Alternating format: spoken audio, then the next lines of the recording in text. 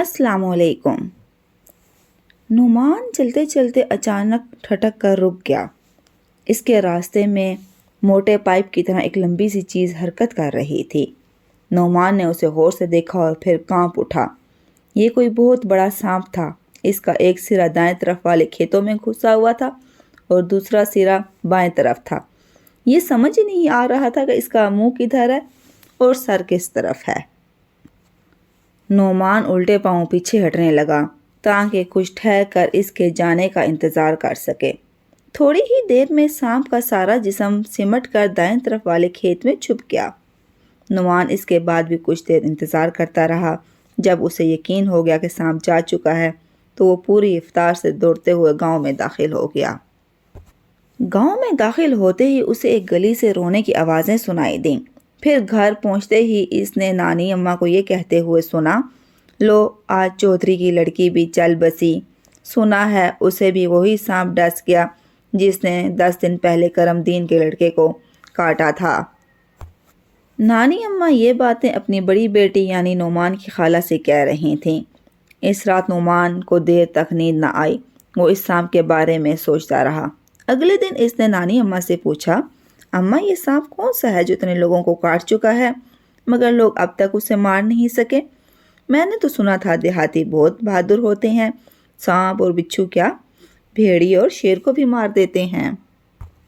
ہاں بیٹے، دیہاتی لوگ بہادر تو ہوتے ہیں مگر ان میں جہالت کوٹ کوٹ کر بھری ہوتی ہے۔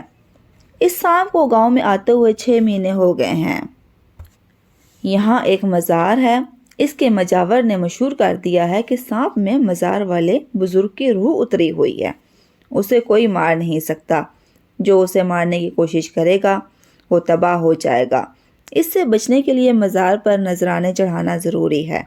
دیہاتی اس بات پر یقین کرتے ہیں، اس لیے اتنے آدمیوں کی ہلاکت کے باوجود اس سانپ کو مارنے کی ہمت نہیں کرتے، البتہ مزار پر نظر چڑھاتے رہتے ہیں۔ نانی اماں نے تفصیل بتائی۔ یہ بھی بھلا کوئی بات ہوئی؟ بزرگ کی روح اور سانپ میں، سانپ تو موذی جانور ہے۔ ہاں بے شک، ہمارے نبی صلی اللہ علیہ وسلم نے سانپ کو مارنے کا حکم دیا ہے۔ نانی اماں مسکرا کر بولیں، اچھا یہ بات تو مجھے آج پہلی بار معلوم ہوئی ہے۔ بس اب آپ سمجھ لیں کہ آپ کا نعمان اس سانپ کو مار کر دم لے گا۔ اور نانی اماں اس کی بات پر ہنس پڑیں۔ آدھی رات کو نعمان ایک لرزہ خیز چیخ سن کر اٹھ بیٹھا۔ یقیناً چیخ کسی لڑکی کی تھی۔ نعمان اچھل کر نیچے اترا۔ پھر اس نے خالہ کی بڑی بیٹی زبیدہ کو دوڑ کر آتے ہوئے دیکھا۔ اس کے چہرے پر زردی چھائی ہوئی تھی۔ کیا ہوا؟ نعمان نے پوچھا۔ وہ سانپ کدھر؟ کہاں؟ نعمان نے بے چینی سے پوچھا۔ وہ ادھر ورچی خانے میں، چولہے کے اوپر جو چمنی ہے نا، اس میں بہت بڑا سانپ ہے۔ دراصل زبیدہ نے نیند میں شدید پیاس محسوس کی تھی۔ پیاس سے اس کی آنکھ کھل گئی۔ جگ میں پانی بہت ٹھنڈا تھا۔ اسے چولہے پر گرم کرنے کے لیے وہ باورچی خانے میں آ گئی۔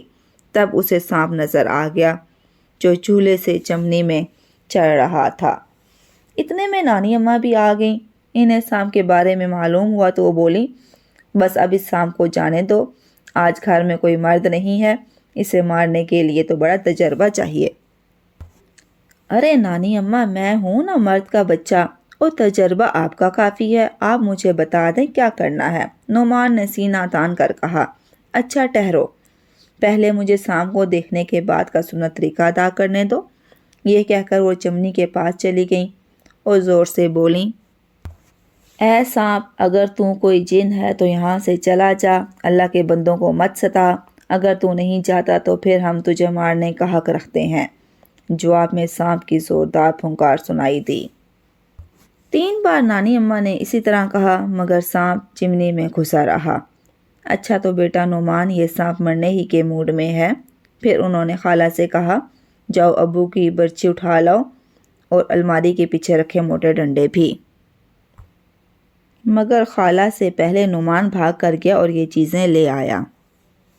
اب تھوڑا انتظار کرو، اگر یہ چمنی کے اوپر کی طرف سے نکل بھاگے تو بھاگنے دو، اگر نیچے سے نکل آئے تو ہم اسے برچی میں پرو لیں گے۔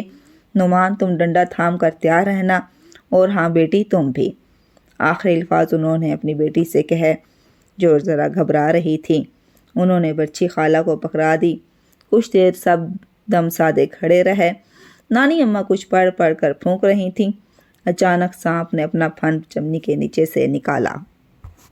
پھر وہ چولہے میں اتر کر کنڈلی مارنے لگا۔ عین اسی وقت خالہ جان نے 3 گز لمبی برچھی تاک کر ماری اور اس کے دھڑ میں گھونپ دی۔ سانپ برچھی کی نوک میں پرویا گیا اور بری طرح بل کھانے لگا۔ خالہ جان نے برچھی کو گھما کر باہر سین میں گاڑ دیا۔